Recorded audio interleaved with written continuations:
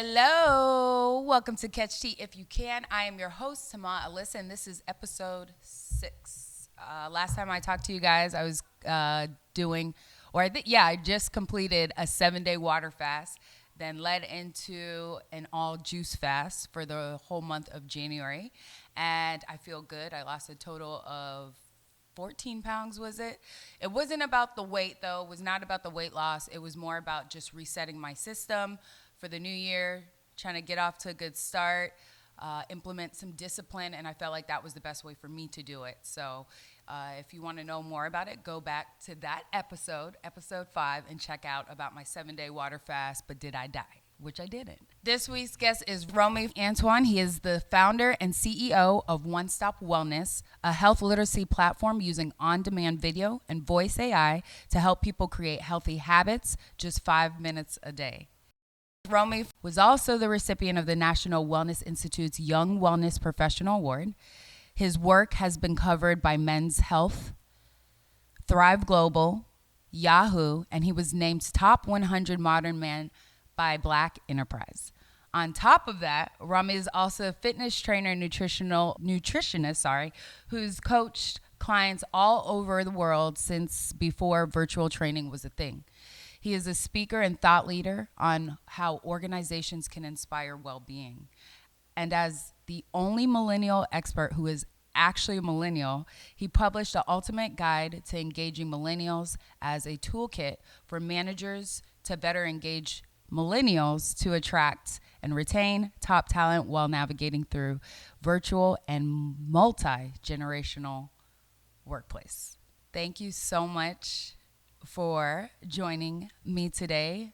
Romy, I know there's a time difference, so I really appreciate you being here, but let's get into it. First, I want to get into how long has it been that we've known each other now? Yeah, probably almost 2 years ago, Yeah.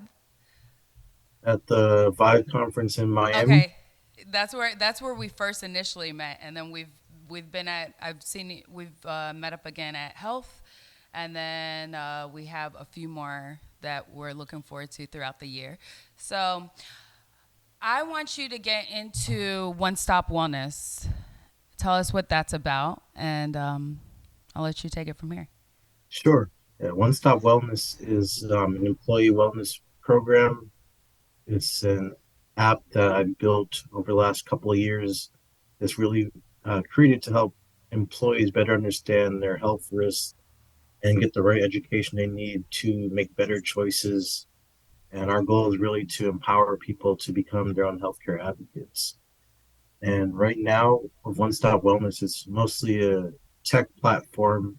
When I originally started the company, it was more so me going out to different companies, doing workshops and seminars. And eventually, I was able to package that all together and put that into what we built on the app today. Okay, great. So I wanted to ask you because I was watching some other interviews that I saw you were on, and I know you started out training a client who gained 20 pounds in the first 6 months of their job, and then you helped them to lose the unwanted weight that led to the start of coaching companies, on how to create a stress-free work environment. I know you realized that there was an untapped market in the healthcare industry. Can you just talk about finding the demand in a market when it's not yet supplied and how you were able to create that business model? Sure. As you were mentioning before starting One Stop Wellness, I started a fitness coaching company as a nutritionist and personal trainer. I was working with a lot of people around the world. But when that one woman came to me and saw she was getting great results, she asked if I can come into her company and do a presentation. So I did that, not even knowing that there was a corporate wellness industry. So from there, I started to do more and more research, and I came across this book called Workplace Wellness That Works, and then I reached out to the author of that book, Oh, who wow. was one of the top thought leaders in the industry. And she was sorry that I read her book, and she gave me the step by step plan that she took to get into workplace wellness. And I followed every step that she told me to do for about a year, starting out. And I believe exactly a year after we spoke, we were both speaking at the same conference together. And just Wow. doing, yeah, it was really That's cool. amazing. And but doing that, like I was mentioning before, with One Stop Wellness was all me doing services and speaking engagements. And I continued to do more and more research and saw there were some solutions out there, Hmm. but no one was really focusing on how to get people to actually take action. They're all geared Right. around telling everyone to know their numbers, know your blood pressure, know your cholesterol. But what do you do with those numbers? And that's really where I saw there was an opportunity in the market. And I just continued to learn what was out there, interviewed over 54 HR directors to see what they liked and what they didn't like about the current programs they had, and use all that feedback to start building out our packages and our platform over time. So I think to go into a market where there might be some competition, but they're doing it slightly different, is really Hmm. about doing that market research and finding out ways you can differentiate. Right. Exactly. I do want to point out, and kudos to you for real, because the fact that you went and reached out to the author of the book, which led to the opportunities you have now. I saw your quote where you said 90% of the opportunities that I've had are because I said hello to someone somewhere at some time. But just getting the opportunity is only half of it. You still need to be prepared once you get in the door. I love that quote because I believe I said that in episode 1. I'm always talking about I tell my friends, I talk to strangers. If I'm on an elevator, if I'm anywhere in public, especially networking, that's why I do so well at networking events, is if you catch eye contact with me, it's over. I'm going to know your name, everything about your family, and it's going to come so naturally. So, can you talk to us about that quote?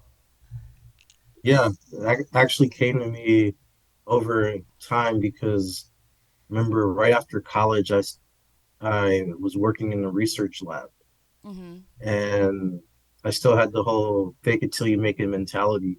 Mm-hmm. So there was another opening in a different lab that was more focused on what I wanted to do. So I was doing cancer genomics and I wanted to do more research with Wow. people. So I applied for that job. My boss wrote me a recommendation, but I knew going into that job, I didn't know how to do any of the stuff that they needed me to do. So I figured Mm-hmm. I'd learn it and get people to teach it to me. And I was Learn it fired from, while you were on the job or before? in the What two was the weeks time before I frame? started. What? 2 weeks before? Yeah. Wow. There was a lot of experiences I knew, but they're slightly more advanced. Okay. And long story short, I got fired within 5 days because she realized I couldn't do any of the stuff she needed me to do independently. Um, So you and mean 2 weeks wasn't enough time to prepare? What is that? What you're saying? 2 weeks wasn't enough time. I was able, I could get the experiments done, but I needed help from the other people in the lab. Right. And from there, I realized that yes, you can fake it till you make it, but if you're not prepared, when you do get that opportunity, you won't really be able to benefit from it. Right. You're not going to be And I able to just, produce. yeah, and I took that mentality with me through everything else I did. So it's not just having the opportunities, but making sure you're always ready for whatever may come. And that might uh, result in you having to learn everything it is about your work or your industry, knowing your competition, Mm-hmm. understanding more than everyone else so that you're always ready for anything that comes your way. Absolutely. What were you studying in school? What Uh, led you to where you are today on that? my degree is in biology and exercise science. So Okay. originally I Wow. was planning to be an orthopedic surgeon. Yeah, okay, that's really good. I didn't know that about you. Mhm. That's interesting. Let's see. Okay, so you started partnering and coaching with the companies, right? Which now led you up to where you're at now, where you're the CEO and co-founder of One Step Wellness. which you said was a program that helps employees build healthy habits. Can you talk about building a web based platform to support employees, but also assist companies with morale? Sure. So we wanted to really focus on employee engagement because we saw there was a big need for that in the market. Because there's one thing to focus on wellness from the physical perspective, but when you look at it from the social perspective, Mm-hmm. it's important to focus on employee morale and a positive corporate culture. Right. So, with what we started to do, we built in different tools to promote recognition. So, you can give people a high five for doing a good job on a project, or if you earn points for completing a challenge, you can choose to cash your own points out for gift cards or different rewards, or you can gift those points to a coworker.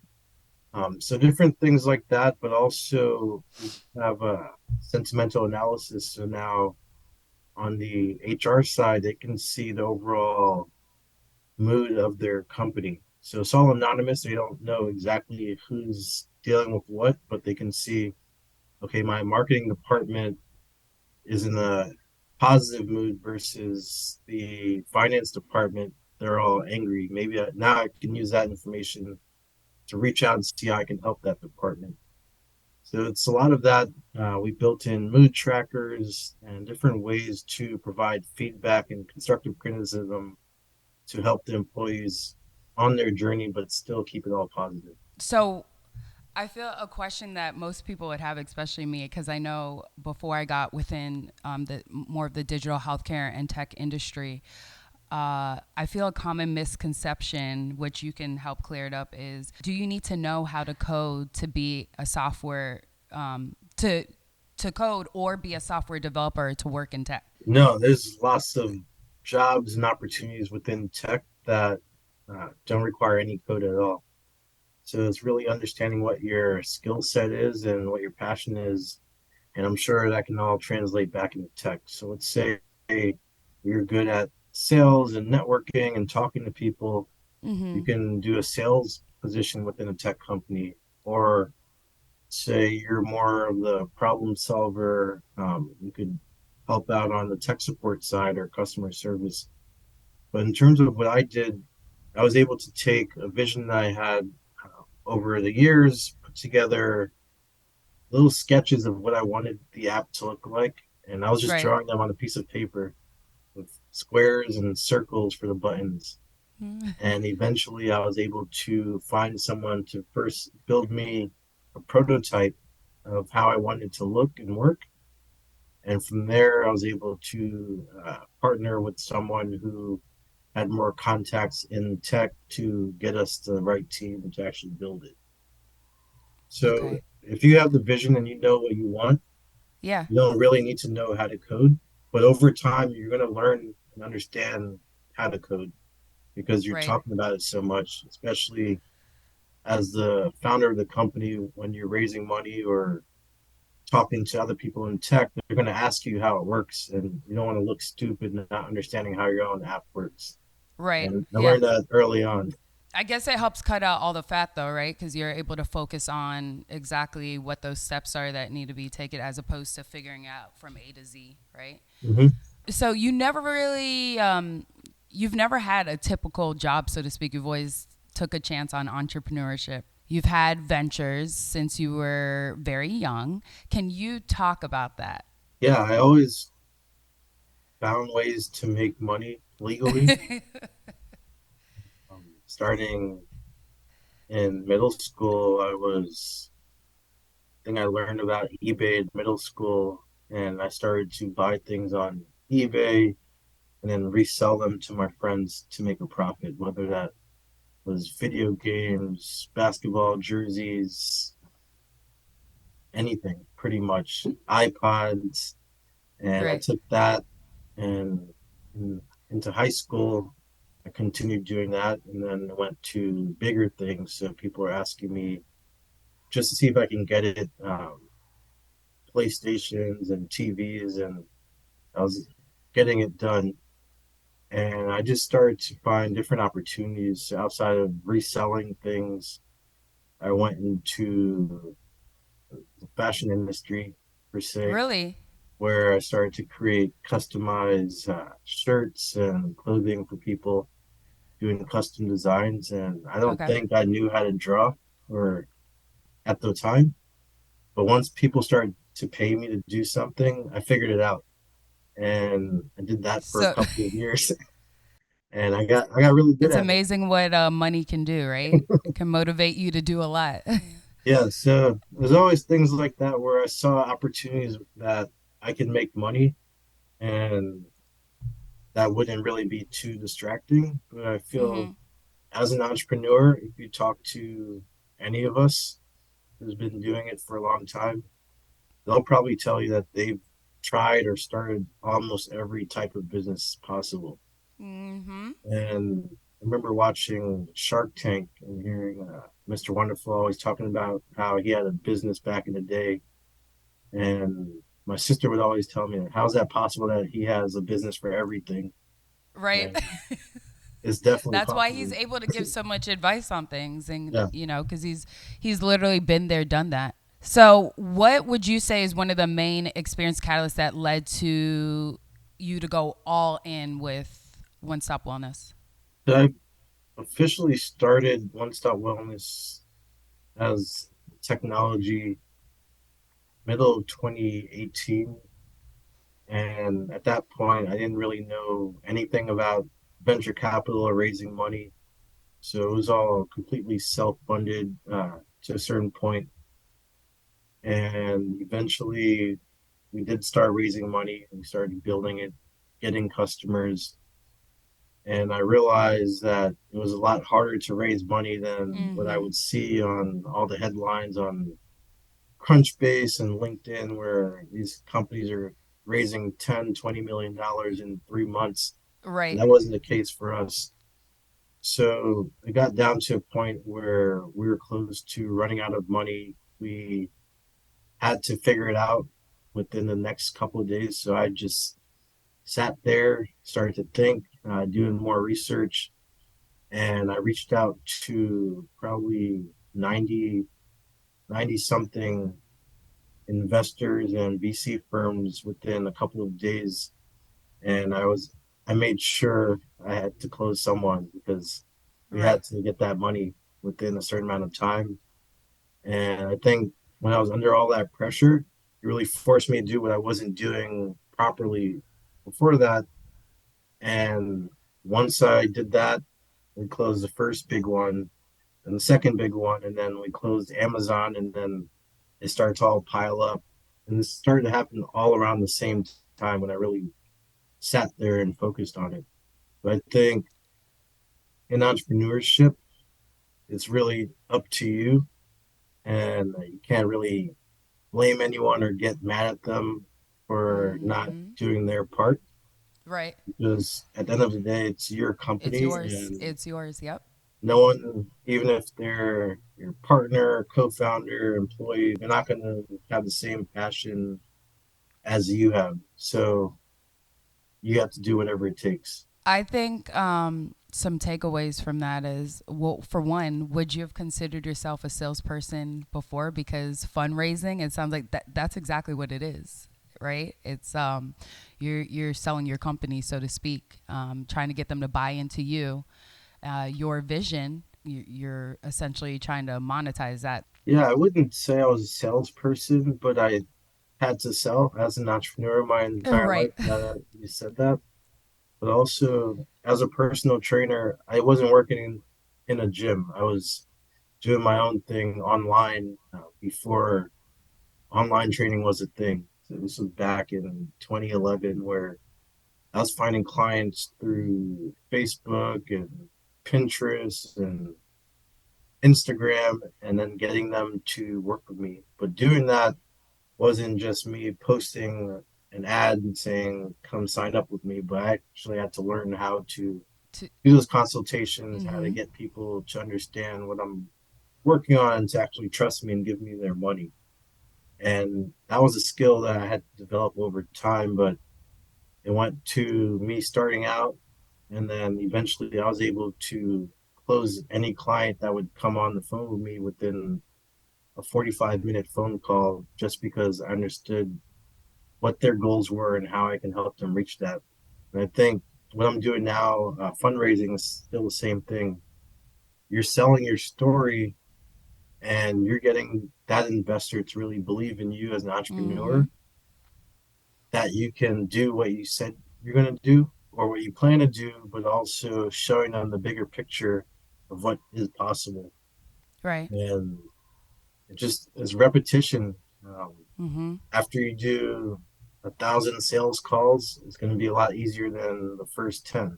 As you mentioned, you've been able to raise money from some well known investors and funds, including Amazon, which is huge. Can you tell us your experience raising money, especially when Black founders traditionally receive less than 2% of all VC dollars? What has that experience been like for you? And do you feel like because you are a Black entrepreneur CEO, do you feel like the expectations are a little bit more um, when you do present to these VCs, or what does that process look like?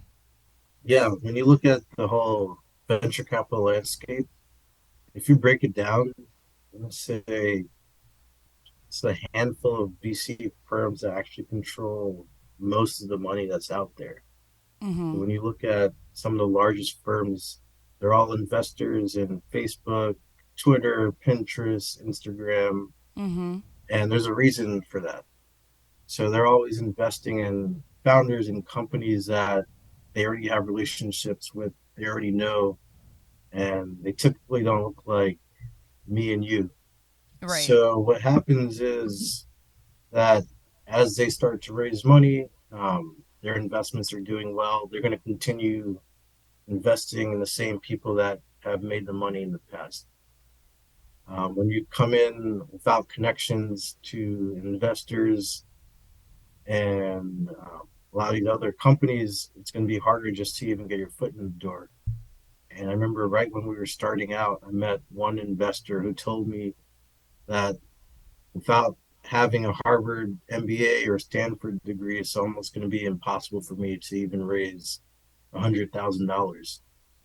And Don't I you love believe when that they in the do that? beginning. Put your back up against the wall. I love that. It's a challenge, healthy Yeah, challenge. it's a lot harder. So you also have to think about what they're looking for. Firms might say they're investing in early stage companies, but that can mean so many different things depending on who you Mm-hmm. talk to. And I feel like as a Black founder, you really do have to show a lot more because a lot of these investors are asking you for a lot more than they're asking other people. For example, Right. I knew a company who was doing something very similar to what I was building, Mm-hmm. and within 6 months, they're able to get $4 million pre-product, pre-customer, pre-anything, just because they knew someone. Right. Versus for me to get the first $200,000 took almost a year, and this Wow. was after I already had a couple of customers.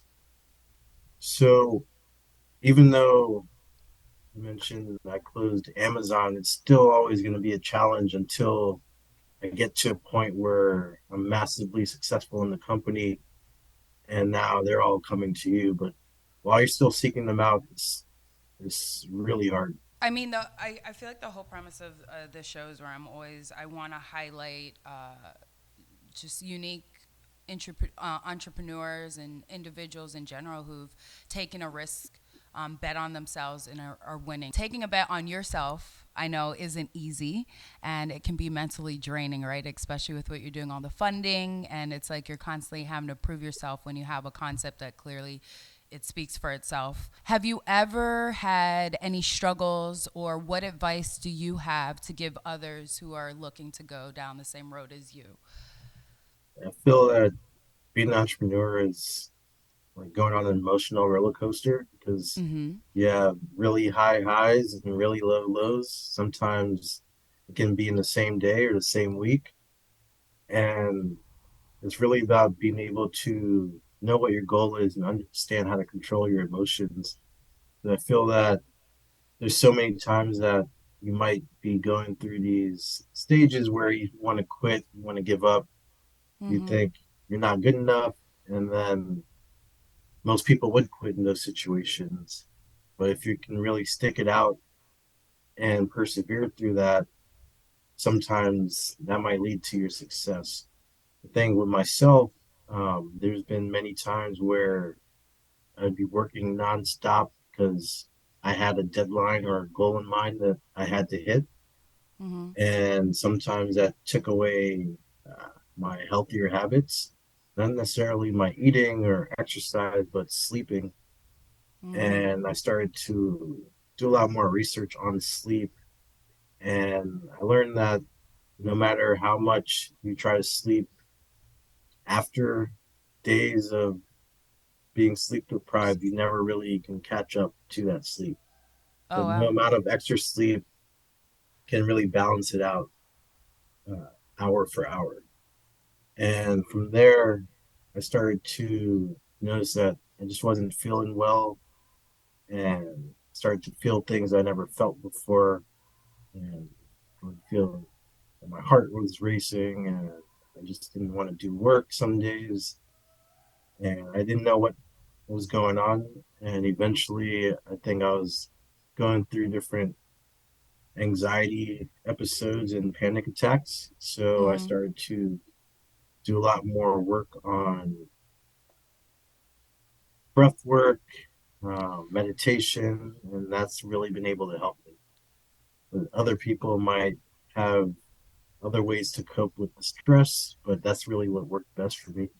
I'm glad you said that because I was going to ask if you can actually get into what it is that you do implement or into your everyday routine that does help you to manage your emotions, because that is something that definitely needs to be under control as an entrepreneur, especially taking on, the all that you're trying to take on and do, and with fundraising and so forth. So do you, I know you said breath work and meditation, which seems to be so trendy nowadays. Can you get into kind of what practices it is that you do, and Yeah, do you implement that within your wellness program as well? in our wellness program, we produce on demand videos in three main categories: so fitness, nutrition, and mental health. And then in the mental health category, there's lots Mm-hmm. of different emotional well being videos as well as meditations. We have some breathwork videos and different ways to improve your emotional well being. But Mm-hmm. for myself, I do something called Kundalini Yoga. Have you ever heard of it? Yes. Yes. Uh So huh. I thought it was weird at first, but I really like it because it's not traditional yoga, which Yeah. I never do, but it's more focusing on Breath work. being the breath work, being a Mm-hmm. meditative state, affirmations, and positivity. And that's been really helpful for me for the last, let's say, 3 or 4 years. I practice Kundalini yoga almost every single day. What was the hardest part when you first got started with Kundalini yoga? Because I know for me, meditating, I either end up falling asleep, just being fully honest, or sometimes it's just like you're like, I don't have time for it today, and that's the problem. It's a practice, and you do have to make time for it, whether it's 5 minutes today, 10 minutes. What I started implementing is the first thing I do when I wake up. It is doing that meditation and affirmations. Sometimes it's even as easy as you take a shower every day. A shower can be meditative. So uh, how long did it take you to get into that state where you're like, okay, I got it down, and I'm actually in a meditative state that is going to produce positive outcomes for me, as opposed to just checking it off like, oh, I meditated today. Yeah, so at first I would try to do it on my own, and that wasn't working at all. I would Mm-hmm. watch videos on YouTube and Mm-hmm. I would fall asleep too. Yeah. But I found a studio near my house where I would go there, I think it was twice a week, and there were hour long sessions. where I started to learn it. And then I feel that being in that group setting and having a teacher right in front of you was really helpful. And eventually I was able to do that twice a week. And then the other days when I would be by myself, I would try to do 5 to 10 minutes a day. And just like you said, you have to create a routine and habit around it. So it Mm-hmm. might be meditating while you're in the shower, or you Mm-hmm. just create that schedule for yourself. So it might be I'm going to brush my teeth every morning. So after I brush my teeth, I'll meditate for 5 minutes. So Mm-hmm. doing that helps you to stay on that routine, but also having that small goal and being able to accomplish it makes you feel good about yourself. So, Yeah. all right, I brushed my teeth, I meditated, I can check that off for the Mm-hmm. day, and now I can focus on whatever else is to come. You touched on, of course, the whole fundraising aspect, and your ability to raise significant amount of capital for your business. What is your advice to other entrepreneurs out there? Should everyone seek investments when starting out or not? What's your take on that? I think it really depends on the type of business you're looking to build and what your future outcome would be. For Mm-hmm. example, I started my first company was a fitness coaching company.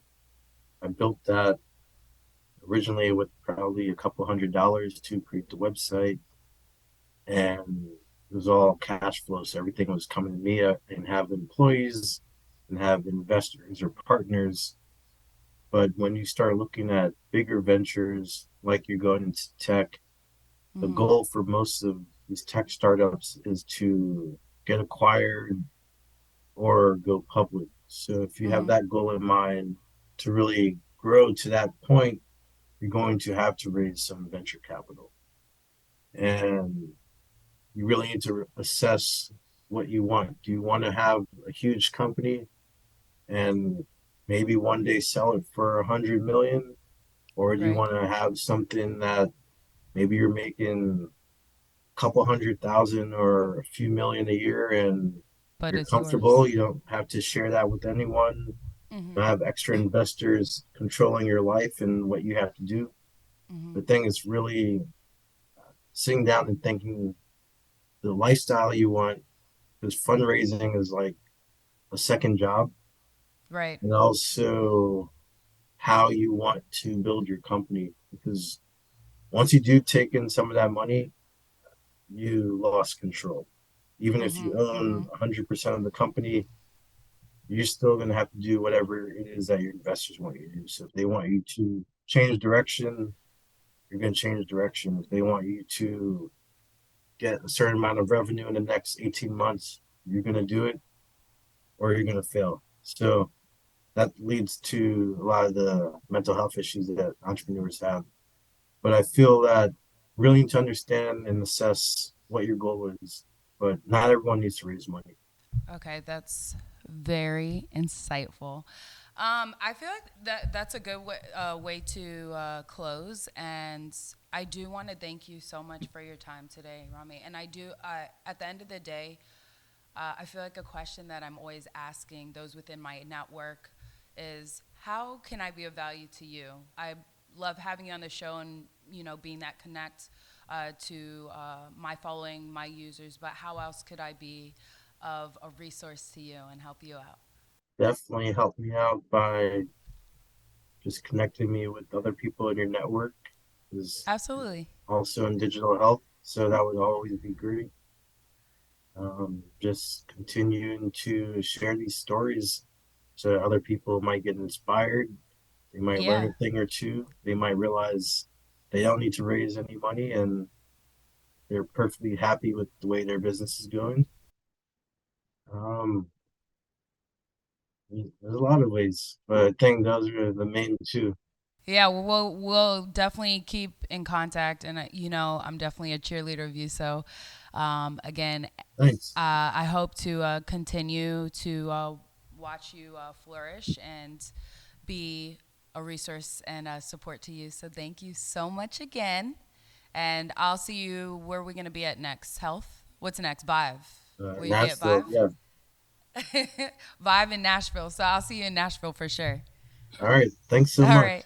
And that concludes episode 6. I hope you guys enjoyed our guest today. Romy, thank you so much. Again, he covered everything from Kundalini yoga, get your yoga on, get your mindsets right, emotional management, very important, fundraising, doing venture-backed businesses. When is a good time to do it? Does everybody need to do it?